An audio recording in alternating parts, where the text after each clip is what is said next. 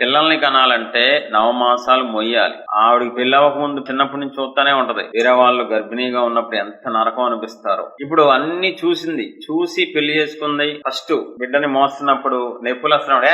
రమ్మాకు తెలిసేగా నువ్వు పిల్లలు కన్నావు, నవమాసాలు ఎందుకు అరుస్తున్నావు? అరే తెలిస్తే మాత్రం నొప్పి రాదా? పిల్లలు కావాలి కాబట్టి నేను కంటున్నాను, నేను గర్భాన్ని మోస్తున్నాను, అయితే మాత్రం బాధ రాదరా, నొప్పి రాదా? యేసు ప్రభు వారు తెలిసే వచ్చారు, ఇష్టపడే వచ్చారు. ఆయన ముందే తెలుసు దేవుడు కాబట్టి. మానవునిగా వెళ్తే అవమానిస్తారని తెలుసు, గాయం చేస్తారని తెలుసు, ఎగతాళి చేస్తారు, కొడతారని తెలుసు. కానీ తెలిసినా వచ్చినా బాధే. ఆ క్షణం మనసుకు గాయం అవుద్ది, బాధ వస్తుంది, వేదన వస్తుంది. కాబట్టి మన కోసం ఆయన భరించారు, అవమానాలు తట్టుకున్నారు, ఓర్చుకున్నారు. బాధ కలిగిన మీరు ఎందుకు నన్ను అవమానిస్తున్నారు? కోపం వచ్చినట్టుంది, ఆయన బాధ కలిగినట్టుంది. అందుకని ఆ పదం వాడుతున్నారు. యేసయ్య నేను దెయ్యం పట్టిన వాడను కాను, నా తండ్రిని కనపరచువాడను, మీరు నన్ను అవమానపరుస్తున్నారు.